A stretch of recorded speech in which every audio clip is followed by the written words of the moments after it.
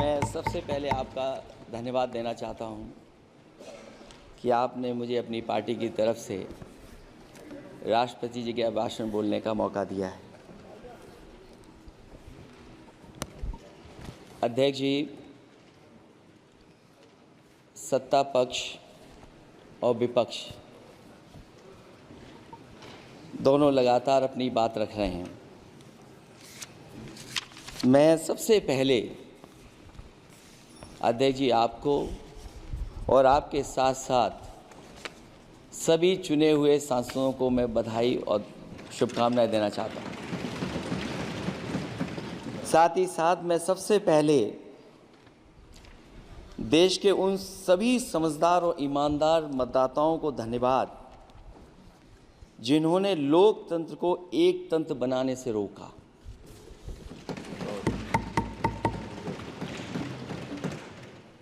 चुनाव के समय पर अध्यक्ष जी ऐसा कहा गया कि 400 पार। मैं समझदार जनता को फिर एक बार धन्यवाद दूंगा और मैं कुछ कहना चाहता हूं कि आवाम ने तोड़ दिया हुकूमत का गुरूर, दरबार तो लगा है पड़ा गमगीन में बेनूर है पर। अध्यक्ष महोदय, दरबार तो लगा है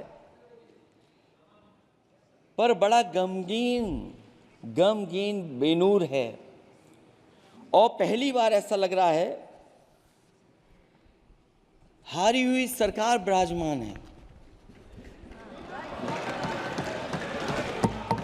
जनता कह रही है चलने वाली नहीं सरकार। अध्यक्ष महोदय, जनता कह रही है चलने वाली नहीं, ये गिरने वाली सरकार है। और क्योंकि ऊपर से जुड़ा कोई तार नहीं, नीचे कोई आधार नहीं, अधर में जो है अटकी हुई वो तो कोई सरकार नहीं। दरअसल पूरा इंडिया समझ गया है कि इंडिया ही प्रो इंडिया है। इस चुनाव में इंडिया अलायंस की नैतिक जीत हुई है। ये पीडीए इंडिया की सकारात्मक राजनीति, पॉलिटिक्स जो पॉजिटिव है, पॉजिटिव पॉलिटिक्स की जीत हुई है। ये इंडिया पीडीए की सोशल जस्टिस मुहिम की विक्ट्री है। 2024 का परिणाम हम इंडिया वालों के लिए जिम्मेदारी से भरा पैगाम भी है। और अगर हम यूं कहें अध्यक्ष महोदय कि 15 अगस्त 1947 अगर उपनिवेशिक राजनीति से आज़ादी का दिन था तो 4 जून 2024 देश के लिए सांप्रदायिक राजनीति से आज़ादी का दिन रहा। ये सांप्रदायिक राजनीति के अंत और सामुदायिक राजनीति की शुरुआत है। जहां सांप्रदायिक राजनीति का अंत हुआ है वहीं सामुदायिक राजनीति की शुरुआत हुई है। सबसे अच्छी बात हुई ये है कि इस चुनाव में सांप्रदायिक राजनीति की हमेशा के लिए हार हो गई है। अध्यक्ष महोदय, कहने को सरकार ये कहती है कि ये 5th लार्जेस्ट इकोनॉमी बन गई है और जीडीपी के मामले में 5th वर्ल्ड की इकोनॉमी बन गई है। लेकिन अध्यक्ष मोदी, ये सरकार क्यों छिपाती है कि अगर ये हमारी सबसे लार्जेस्ट इकोनॉमी, अगर हम 5वें नंबर पर हैं तो हमारे देश की पर कैपिटा इनकम, प्रति व्यक्ति आय हमारे किस स्थान पर पहुंची है। और हम लोगों ने तो अध्यक्ष महोदय देखा है कि अगर दिल्ली की सरकार ने कहा होगा कि $5 ट्रिलियन की इकोनॉमी बनेगी, तो जहां से प्रधानमंत्री जी चुन करके आते हैं वहां का प्रदेश के सरकार भी कह रही कि हम $1 ट्रिलियन इकोनॉमी बना लेंगे। देश की इकोनॉमी कहां पहुंच गई, पर कैपिटा इनकम क्या है।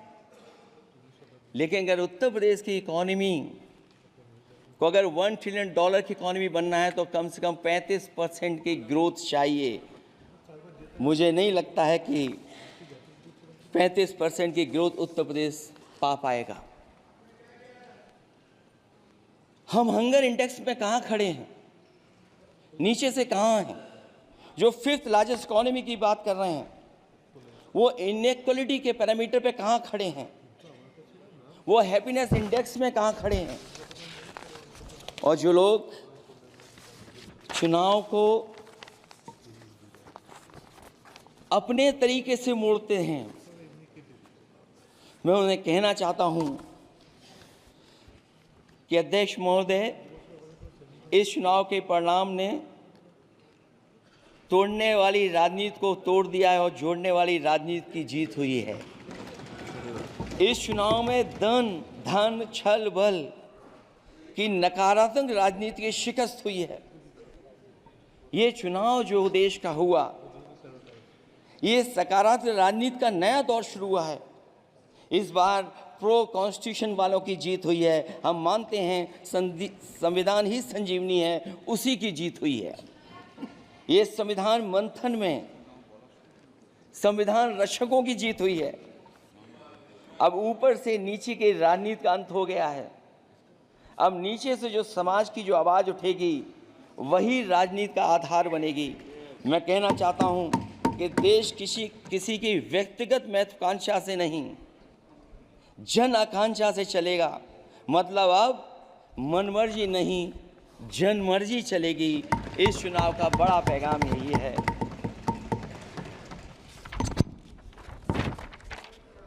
अध्यक्ष महोदय, बहुत सी बातें हुई हैं। अगर उत्तर प्रदेश की बात न हो, क्योंकि अध्यक्ष महोदय सबसे बड़ा प्रदेश जहाँ है, उसने हर बार दूसरे दल को समर्थन देकर के सरकार बनाई। मैं उन्हीं लोगों से कहना चाहता हूँ कि लोग क्यूटो की फोटो लेकर बनारस की गलियों से लेकर के गंगा जी तक ढूंढ रहे हैं। उनको लगता है जिस दिन माँ गंगा साफ हो जाएंगी, शायद उस दिन कहीं क्यूटो उसकी गोद में कहीं मिल जाएगा। बनारसी लोग चाहते हैं कि कोई गंगा जी के भी तल में उतरकर उसका दर्द भी जाने। उत्तर प्रदेश की जनता का बस यही आग्रह है कि जिस गंगा जल को हाथ में लेकर सच कहने की कसम खाई जाती है, कम से कम उस गंगा जल से तो झूठ ना बोला जाए।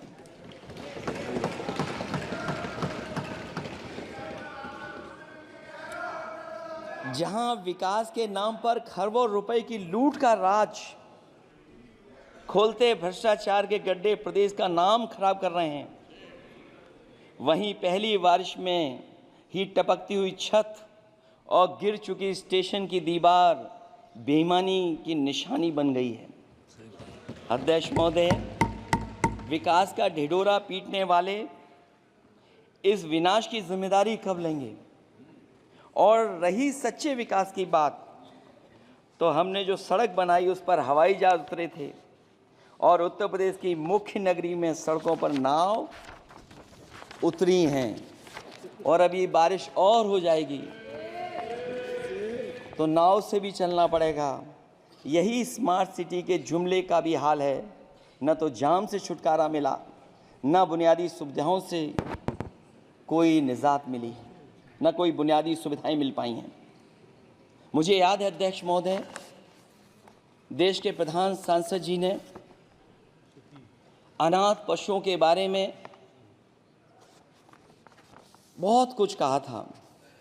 अनाथ पशुओं की समस्या से छुटकारा दिलवाने के लिए कब वादा किया हुआ, लेकिन कई चुनाव बीत गए हैं, अभी तक गन्ने का भुगतान 2 हफ्ते का वचन जो दिया था, कहाँ दिया था? अब तो वचन देने वाले को भी याद नहीं है। हर बात को जुमला बना देने वाले लोगों के ऊपर से जनता का भरोसा उठ गया है। इसीलिए बहुमत की सरकार नहीं है, ये सहयोग से चलने वाली सरकार है। डबल इंजन के नाम पर उत्तर प्रदेश को टकराहट के सिवा कुछ हासिल नहीं हुआ है। उत्तर प्रदेश में प्रभुत्व की लड़ाई दो लोगों को आपस में लड़ा रही है, लेकिन उसकी मार जनता को सता रही है। पिछले 10 सालों की उपलब्धि बस इतनी रही कि एक शिक्षा परीक्षा माफिया का जन्म हुआ। अध्यक्ष महोदय, जिस समय चुनाव में थे और उत्तर प्रदेश में वो हालात देखे हैं कि नौजवान जब भी तैयारी कर करके जाता था और परीक्षा दे करके लौटता था तो उसको पता लगता था कि पेपर लीक हो गया। और उत्तर प्रदेश में केवल एक पेपर लीक नहीं हुआ है, जितनी भी परीक्षाएं हुई हैं सब पेपर लीक हुए हैं। केवल उत्तर प्रदेश ही नहीं, मैं माननीय सांसद की तरफ से सुन रहा था, कई ऐसे प्रदेश हैं जहां पर परीक्षाएं देने तो बच्चे गए, लेकिन वहां भी पेपर लीक हो गया। और अभी जब 4 जून को रिजल्ट आया, उसके बाद जो बात उठी है, देश की सबसे प्रेस्टिजियस परीक्षा, उसका भी पेपर लीक हो गया। और आखिरकार ये पेपर लीक हो क्यों रहा है? सच्चाई तो ये है कि ये सरकार पेपर लीक इसलिए करा रही है कि सरकार नौकरी नहीं देना चाहती, रोजगार नहीं देना चाहती, उन नौजवानों का भविष्य नहीं बनने देना चाहती। पिछले 10 सालों की उपलब्धि बस इतनी रही है कि एक शिक्षा परीक्षा माफिया का जन्म हुआ है, जिसने तथाकथित अमृत काल में युवाओं के भविष्य की आशाओं को ही जहर दे दिया है। जो सरकार उम्मीद को मार दे, वरना तो वर्तमान को सुधार सकती है, न भविष्य को संभाल सकती है। सरकार आशा का प्रतीक होनी चाहिए, निराशा का नहीं। जनता चाहती कि हर समस्या के लिए बीते कल को जिम्मेदार ठहराने के बहाने को सरकार छोड़े और आने वाले कल की बात करे। अगले 1000 साल के झूठे सपने दिखाने वाले अगले महीने होने वाली परीक्षाओं के लीक न होने की गारंटी कब लेंगे? जनता अब न तो किसी बहकावे में आएगी और न किसी के बहलावे फुसलावे में आएगी। जो लोग कहते हैं कि अमृत काल की बात करने वाले जनता का जागरण काल आ गया है। आज इस सदन में नए राजनीतिक जागरण के अनेक प्रतिनिधि बैठे हैं। अब जब बात होगी तो सच्ची बात होगी और जनता को पूरी सच्चाई के साथ हम लोग अपनी जिम्मेदारी के साथ बात रखेंगे।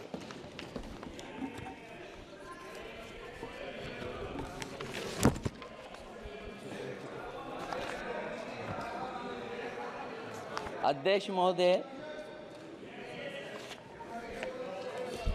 एक जीत और हुई है,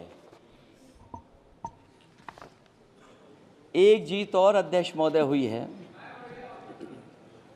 मैं जानता हूं सत्ता पक्ष बैठे वाले लोग समझ गए होंगे। अयोध्या की जीत भारत के परिपक्व मतदाता की लोकतांत्रिक समझ की जीत है। और हम तो अध्यक्ष महोदय यही सुनते आए हैं, होए वही जो राम रची राखा, यह है उसका फैसला। अध्यक्ष महोदय, होई वही जो राम रची राखा, यह है उसका फैसला, जिसकी लाठी में नहीं होती आवाज। जो करते थे किसी को लाने का दावा, वो हैं खुद किसी के सहारे के लाचार।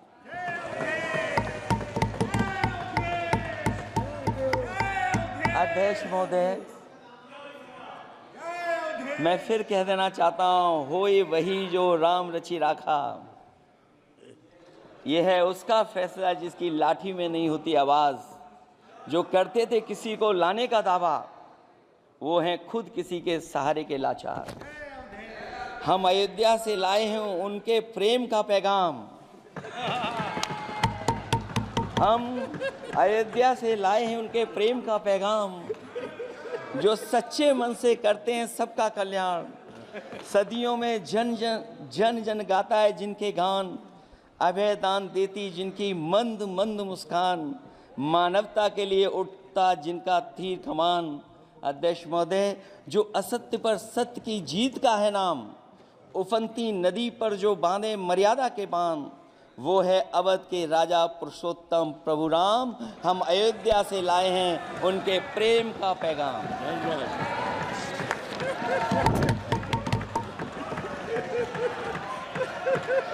अध्यक्ष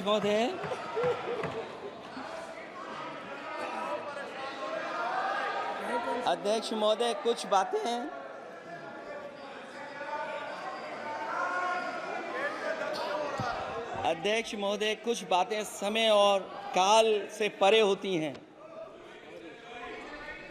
इसलिए आज यहाँ उत्तर प्रदेश के सदन में पढ़ा गया एक शेर याद आ गया, जो तब सही था अब और सही साबित हो रहा है। इजाजत हो अध्यक्ष जी तो मैं अर्ज करूं। हजूरे आला आज तक खामोश बैठे इसी गम में। हजूरे आला आज तक खामोश बैठे हैं इसी गम में। महफिल लूट ले गया कोई जबकि सजाई हमने। योगी जी के लिए, योगी जी के लिए।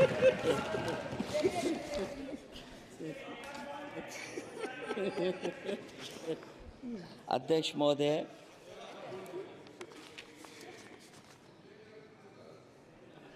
मैं मॉडल ऑफ कंडक्ट जब चुनाव हुआ, लागू हुआ, उस समय मैंने देखा कि कुछ लोगों पर मेहरबान रही सरकार और कमीशन भी।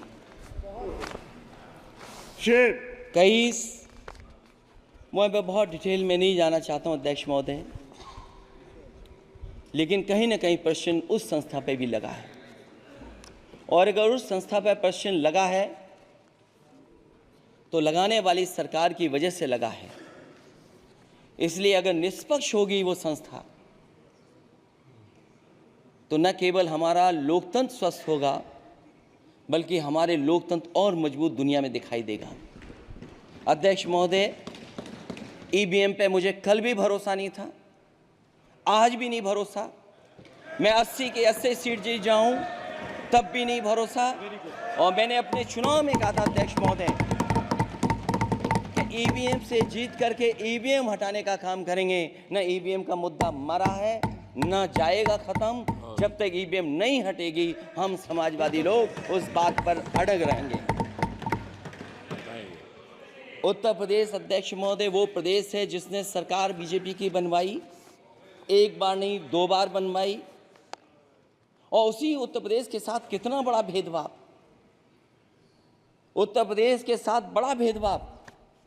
मुझे याद है वो दिन जब प्रधानमंत्री जी एयरफोर्स के सबसे भारी वाहन हवाई जहाज से उतरे थे सड़क पर।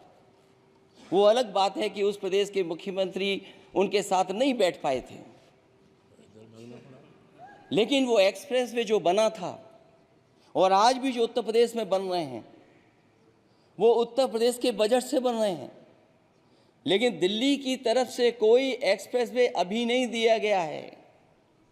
न केवल इंफ्रास्ट्रक्चर में भेदभाव हुआ है, बल्कि हमें याद है कि प्रधानमंत्री जी ने बड़े पैमाने पे गांव गोद लिए थे। और सोचिए, अगर देश के प्रधान सांसद अगर किसी गांव को गोद ले लें और उस गांव की तस्वीर न बदले तो शायद मैं नहीं समझता हूं कि किसी गांव की तस्वीर 10 साल में बदली होगी। मुझे वो गांव जिसको उन्होंने गोद लिया, जो प्रधानमंत्री जी की आदर्श योजना थी उसके तहत जो गोद लिया गया था गांव, वो 5 वर्ष पहले खूब शोर हुआ था कि बनारस शहर की तरह डोमरी में चमचमाने लगे गया एक गांव। हकीकत में कुछ नहीं हुआ। उसकी दुर्दशा वैसी की वैसी है, जैसे था गांव वैसा ही का वैसा है। टूटी सड़कें, कच्ची पगडंडियां, उखड़े और टूटे हुए ईंट के खंजे, बदहाल हैंडपंप, पावरलूम और पंखे के जाली के कारखाने को आखिर कब तक रफ्तार मिलेगी जो उस गांव में काम होता था, लोग करते थे। खाली पड़े रसोई गैस के सिलेंडर, अंधाधुंध बिजली कटौती के बीच इस गांव के लोगों को हर सुबह मजदूरी की कभी ना खत्म होने वाली तलाश आखिर कब पूरी होगी। तो सोचिए, एक गांव की तस्वीर ये है, जो गांव कभी गोद लिया गया था, उस गांव की भी तस्वीर नहीं सुधर पाई है। जो भाजपा के स्मार्ट सिटी के झूठे सपने में गांव के लिए कोई जगह नहीं है। अपने गांव गोद लेने की जो बात कही थी, क्या वो भी जुमला था अध्यक्ष जी? पता नहीं जिस गांव को गोद लिया था उसका नाम भी किसी को याद है कि नहीं। मैं नाम पूछ करके किसी को शर्मिंदा नहीं करूंगा, क्योंकि अगर नाम याद है तो ये तो और भी बुरी बात है कि अपने नाम याद रखने के बावजूद भी कुछ नहीं किया। जिसे गोद लिया जाता है उसे अनाथ बनाकर छोड़ देना अच्छी बात नहीं है। और अगर तस्वीर अध्यक्ष महोदय बदली हो 10 साल में उन तमाम गोद लिए हुए गांवों की, तो मैं सत्ता पक्ष के लोगों से कहूंगा जरूर इस सदन में बात रखें, जरूर बताएं आप। जो बात कभी अध्यक्ष महोदय कास्ट सेंसस की उठी थी, हम उस कास्ट सेंसस के पक्ष में हैं कि बिना कास्ट सेंसस के सामाजिक न्याय संभव नहीं है। सबको हक दिला पाना मुश्किल है। अध्यक्ष महोदय, राष्ट्रपति जी के अभिभाषण में अग्निवीर को लेकर के जो चिंता विपक्ष की थी और देश के नौजवानों की थी, वो चिंता वैसी की वैसी बनी है। अध्यक्ष महोदय, मैं ये कहना चाहता हूँ, मैं खुद मिलिट्री स्कूल से पढ़ा हूँ। मेरे साथ के बहुत बड़े पैमाने पे लोग फौज में हैं। मैंने समय समय पे जो मेरे साथ पढ़े जो सीनियर थे उनसे भी जानकारी हासिल की है। बड़े बड़े ऑफिसर से मैंने पूछा है, वो शायद आपको न बता पाएँ, लेकिन दबी जुबान में उन्होंने कहा है कि देश की सुरक्षा के साथ अग्निवीर जैसी व्यवस्था लागू करने से समझौता हो रहा है। अध्यक्ष महोदय, किसी भी देश की सबसे बड़ी प्राथमिकता अगर कोई है तो वो देश की सीमाओं की सुरक्षा है। अग्निवीर जैसी व्यवस्था से कभी संभव नहीं है। अध्यक्ष महोदय, हम अग्निवीर व्यवस्था को कभी स्वीकार नहीं कर सकते हैं। आज नहीं कल, कल नहीं बाद में, जब कभी भी सत्ता में इंडिया गठबंधन आएगा, अग्निवीर व्यवस्था हमेशा हमेशा के लिए खत्म हो जाएगी। अध्यक्ष महोदय, जिन्होंने कहा कि हम आय किसानों की दोगुनी कर देंगे, आज किसान पूरा देश का देख रहा है कि उसकी आय कहाँ दोगुनी हो गई। और जिस तरह महंगाई बढ़ी है, सरकार बताए कि महंगाई इस बढ़ने पे उसकी आय कितनी होनी चाहिए। और जो इंफ्रास्ट्रक्चर की बड़ी बड़ी बातें की गई थी कि एमएसपी लागू करने के लिए एग्रीकल्चर सेक्टर का इंफ्रास्ट्रक्चर तैयार होगा, लेकिन जहाँ तक मैंने उत्तर प्रदेश में देखा है, अगर इस सरकार में एक भी नई मंडी बनी हो तो मुझे सरकार बता दे। अध्यक्ष महोदय, जो इंफ्रास्ट्रक्चर एग्रीकल्चर सेक्टर में बनाने की बड़ी बात कही थी, अगर सरकार की तरफ से एक भी मंडी 10 साल में बनी हो तो जरूर सरकार बताए। जो सरकार मंडी नहीं बना सकती है उस पर एमएसपी का भरोसा कैसे कर सकते हैं? जिन्होंने एमएसपी का भरोसा दिलाया था। हम अध्यक्ष महोदय आपके माध्यम से यही कहेंगे कि जो राष्ट्रपति के अभिभाषण में लीगल गारंटी एमएसपी को मिलनी चाहिए थी, वो क्रॉप्स को नहीं मिली है। न केवल फसलों को मिले बल्कि हॉर्टिकल्चर क्रॉप्स को भी एमएसपी देने का फैसला हो, जिससे कि हमारा किसान खुशहाल हो सके। साथ ही साथ ओपीएस की बात अभिभाषण में नहीं आई है। ओल्ड पेंशन स्कीम लागू हो, जिससे हमारे तमाम सरकारी कर्मचारियों का भविष्य बन सके। और देश की एक बड़ी आबादी, जहाँ से मैं चुन करके आता हूँ, उत्तर प्रदेश, जहाँ बुनकर, न केवल उत्तर प्रदेश बल्कि देश के कोने कोने में बुनकर समाज के लोग बड़े पैमाने पर रह रहे हैं, लेकिन बुनकरों को जो सुविधाएं मिलनी चाहिए वो भी इस सरकार में नहीं मिल पा रही हैं। जो प्रदेश सरकारों ने कभी बुनकरों के लिए योजनाएं चलाई थीं, वो भी अध्यक्ष महोदय बंद कर दी हैं। मैं अंत में इतना ही कहना चाहूँगा कि इस सरकार ने नौजवानों को नौकरी नहीं दी है।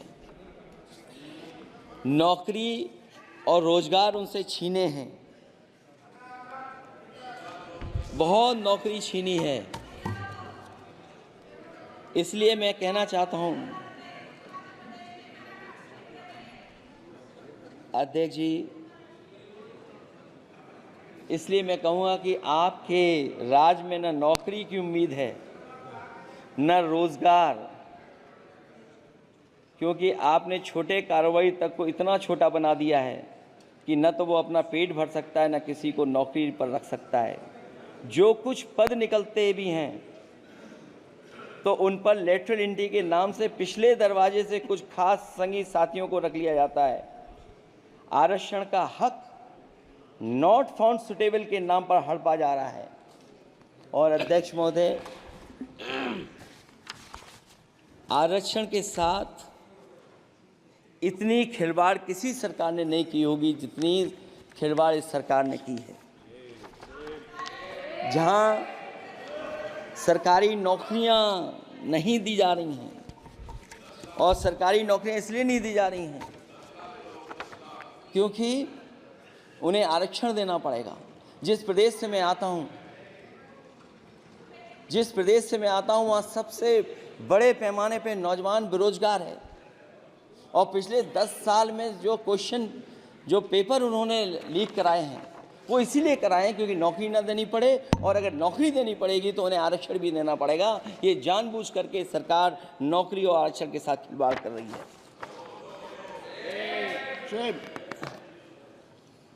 मैं अध्यक्ष महोदय अंत में इतना ही कहना चाहता हूं, आशा है ये सरकार तब तक चलेगी तब तक उसके केंद्र में इस देश का हर एक गरीब, शोषित, वंचित, पीड़ित, पिछड़ा, दलित, अल्पसंख्यक, आदिवासी, महिला, युवा, छोटा कारोबारी, ईमानदार, नौकरी पेशा, आम आदमी और कर्मचारी अधिकारी, मजदूर और किसान होगा, ना कि धनवान होगा। और शासन के आधार पर संविधान होगा। वह जुमलों की जगह सच में महंगाई, बेरोजगारी, भ्रष्टाचार, गरीबी, भुखमरी, सांप्रदायिक हिंसा, दलित व महिला उत्पीड़न, सामाजिक अन्याय जैसे मूलभूत मुद्दों का समाधान होगा। और भोजन, बिजली, पानी, दवाई, पढ़ाई जैसी बुनियादी ज़रूरतों के लिए कागजी योजनाओं की जगह सच में इंतज़ाम होगा।